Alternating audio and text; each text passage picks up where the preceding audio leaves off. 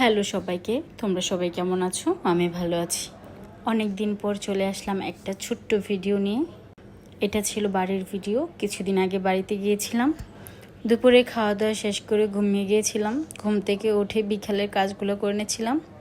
এই কাজগুলো করতে বেশ ভালোই লাগে। সারাদিন করব বলে আর করা হয়নি, কেননা প্রচণ্ড পরিমাণের গরম, তার মধ্যে আবার লোডশেডিংয়ের সমস্যা। কারেন্ট যায়া 2-3 ঘন্টা থাকে, আইসা 5-10 মিনিট থাকে, বড় জোর আধা ঘন্টা 1 ঘন্টা থাকে, যার জন্য গরমের অতিষ্ঠ সবাই। চলে আসছি আমি আমার দিদিভাইয়ের রুমে। ওরা চলে গিয়েছিল, সেজন্য একটু গুছগাছ করে নিচ্ছিলাম।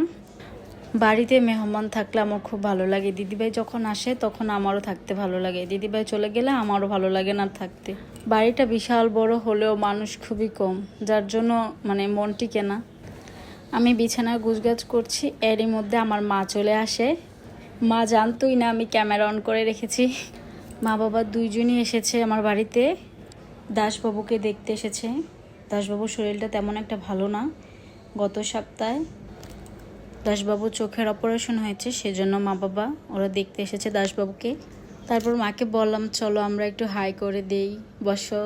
হাই, তোমাদের সাথে একটু মজা করে নিলাম। আমারও গুছগাছ প্রায় শেষ।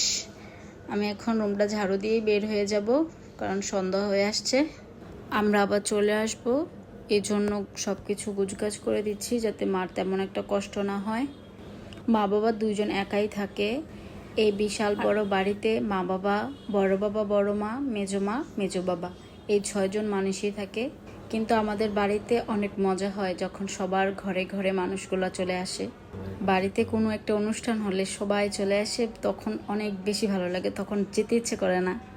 দিদিভাই দেখো তোমার রুমটা কত সুন্দর করে গুছাইছি, আবার আইসা উল্টাপাল্টা কইরা দেওয়া যাও। মা বাবা আসার সময় ফল আনছে, তার মধ্যে তরমুজও ছিল, বাইরে সবাই খাচ্ছিল, আমাদেরকে দিয়ে গেছে। দেখো দাসবাবুর অবস্থা, আহা বেচারা, তাড়াতাড়ি সুস্থ হয়ে পড়ো দাসবাবু।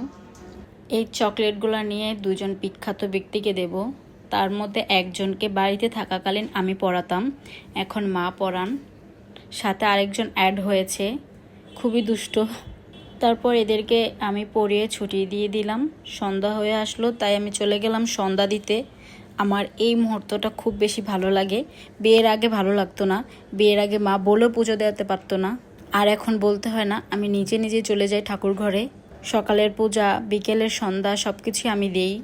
তবে পূজার নিয়ম সব কিছু আমি শ্বশুরবাড়িতে এসে খুব ভালোভাবে শিখেছি। মা নিজের হাতে ধরে ধরে আমাকে শিখিয়েছে। আমারও ভালো লাগে এখন পূজা করতে, সন্ধ্যা দিতে।